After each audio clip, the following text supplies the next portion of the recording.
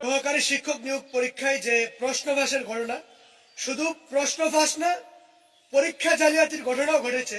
আমরা সংবাদ মাধ্যমে জেনেছি এবং দেখেছি যে যারা পরীক্ষা দিয়েছে তাদের কানের মধ্যে ডিভাইসের মাধ্যমে বাহির থেকে তাদেরকে সিগন্যালের মাধ্যমে বোঝানো হয়েছে যে কোন পরীক্ষা প্রশ্নের কোন উত্তর হবে। আসলে এই যে জালিয়াতি সেটা নতুন নয়। প্রাথমিক শিক্ষক নিয়োগ পরীক্ষায় আমরা প্রতি বছরই দেখেছি এই প্রশ্নফাঁস হচ্ছে এবং শিক্ষক নিয়োগের ক্ষেত্রে জালিয়াতি হচ্ছে, কিন্তু এই অধিদপ্তরের সাথে যারা সংশ্লিষ্ট তারা কার্যকরী ভূমিকা রাখতে সক্ষম হন না।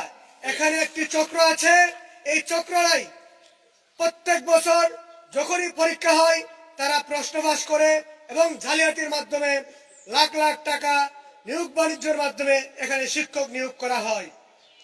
আমরা জানি এখানে যারা শিক্ষক নিয়োগ হয় তাদের কর্মস্থল নিয়ে একটা জালিয়াতি হয় এবং তাদের শিক্ষাগত যোগ্যতা নিয়েও আমি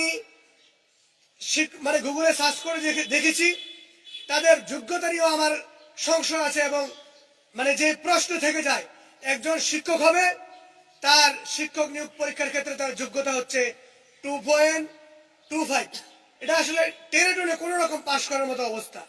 একজন শিক্ষক তার যদি লেভেল হয় তৃতীয় শ্রেণীরও আরো নিম্নমানের, সে আসলে প্রথম শ্রেণীর আসলে শিক্ষার্থী কিভাবে উপহার দিবে?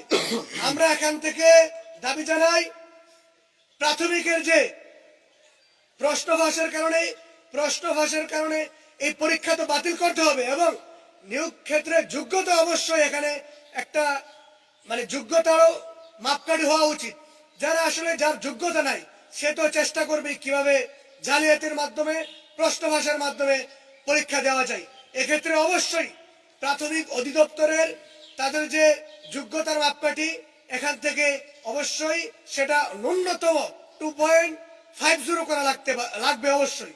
এটা 2.25, এটা কোনো ক্যাটাগরিতে পড়ে না, কোনো যোগ্যতার মধ্যে পড়ে না। তৃতীয় ক্যাটাগরিতে একজন শিক্ষক নিয়োগ হবে আর সে প্রথম শ্রেণীর শিক্ষার্থী বা ভালো শিক্ষার্থী উপহার দেবে, এটা হতে পারে না। পাশাপাশি আমরা দেখেছি বিগত দিনে যারা প্রশ্নফাঁসের সাথে জড়িত তারা এখন বের হয়ে বিভিন্ন উচ্চ পর্যায়ে আছে। আপনারা লক্ষ্য করে আপনারা জেনে থাকবেন, আমরা দেখেছি পটুয়াখালী 3 আসনে একজন এমপি পদপ্রার্থী, তিনি এমপি নির্বাচন করছেন, অথচ আমরা বিগত সময় দেখেছি তিনি প্রশ্নফাঁসের সাথে জড়িত ছিল, এমনকি গ্রেফতার হয়েছিল, জেলে ছিলেন। তিনি এখন এমপি নির্বাচন করছেন।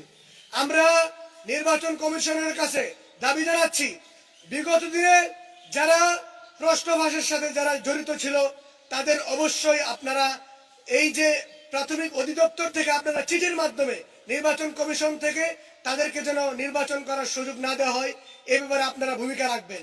এবং শিক্ষকদের যে নিয়োগ হওয়ার পর আমরা জেনেছি যে প্রাথমিক শিক্ষক নিয়োগ তাদেরকে নিয়োগপ্রাপ্ত হওয়ার পর তারা যখন এক জায়গা থেকে অন্য জায়গায় স্থানান্তরিত হতে হয় সেখানে তাদেরকে নানাভাবে হয়রানির শিকার হতে হয়। আমরা এখানে দাবি